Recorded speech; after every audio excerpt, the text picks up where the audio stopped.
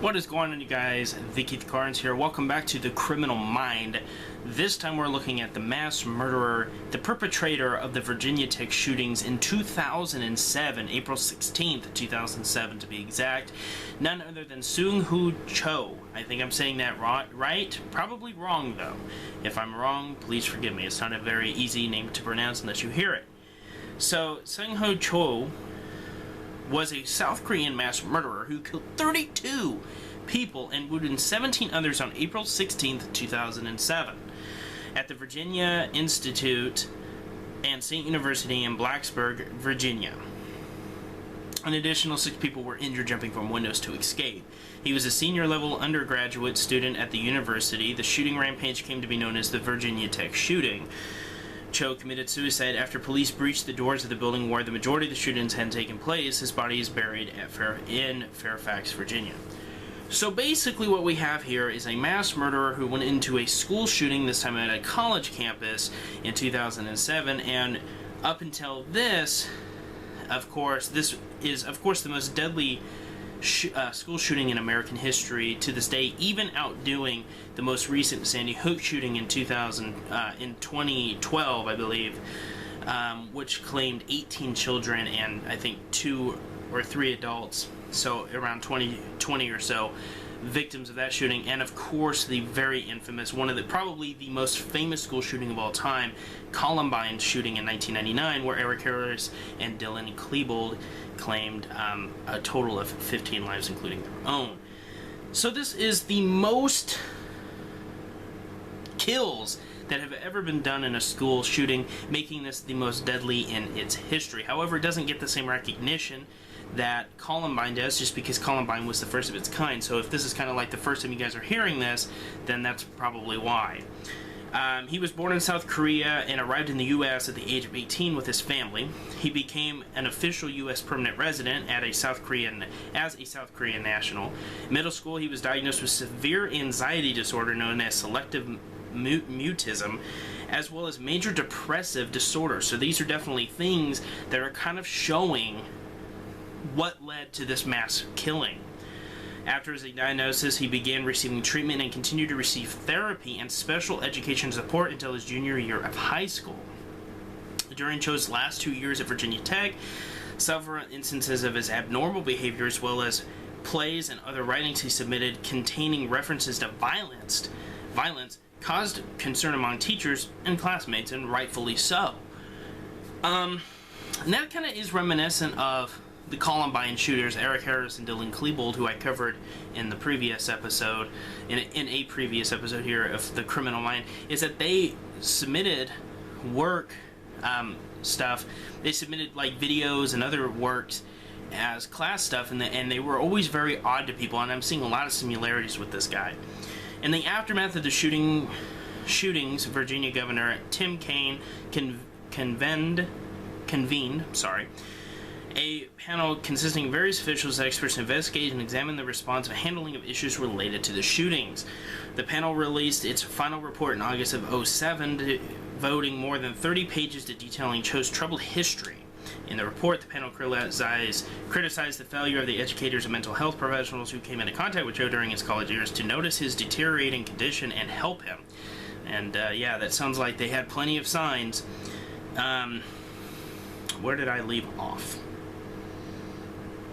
The panel also criticized misinterpretations of privacy laws and gaps in Virginia's mental health system and gun laws. In addition, the panel faulted Virginia Tech administration in particular for failing to take immediate action after the first shootings. Nevertheless, the report did acknowledge that Cho was still primarily responsible for not seeking assistance and for his murderous rampage.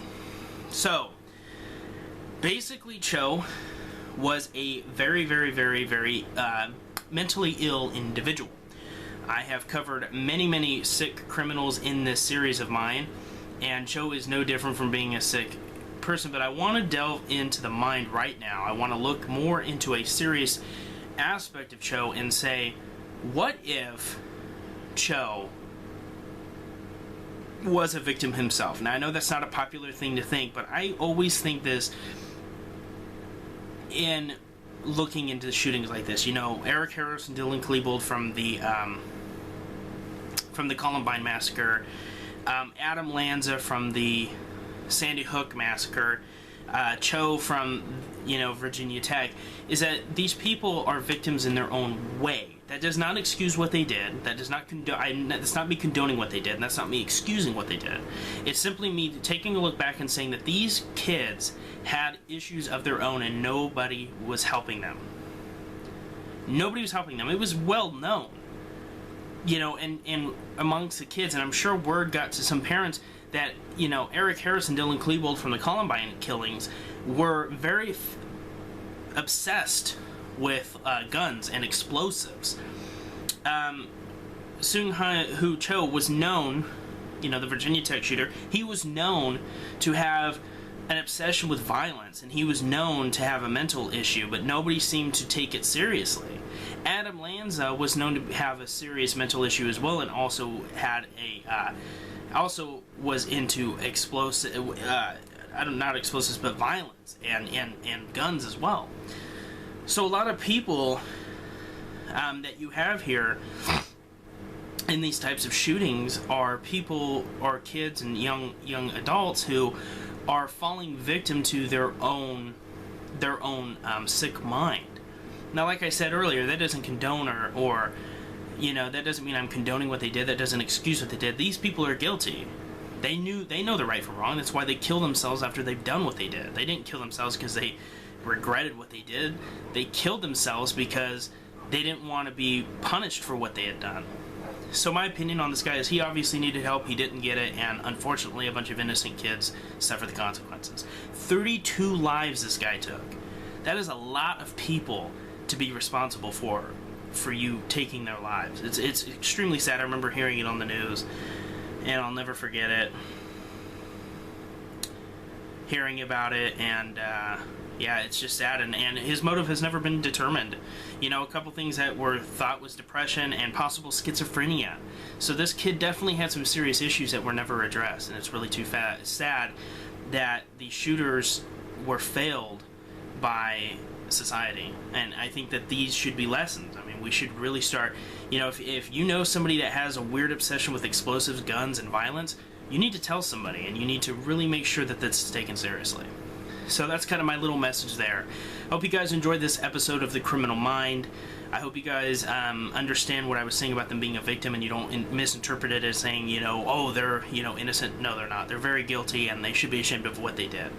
But nonetheless, they needed help, and they didn't get it. This is Zeke Carnes. You guys take it easy. Thanks for watching, and I will see you guys in a future episode. Peace.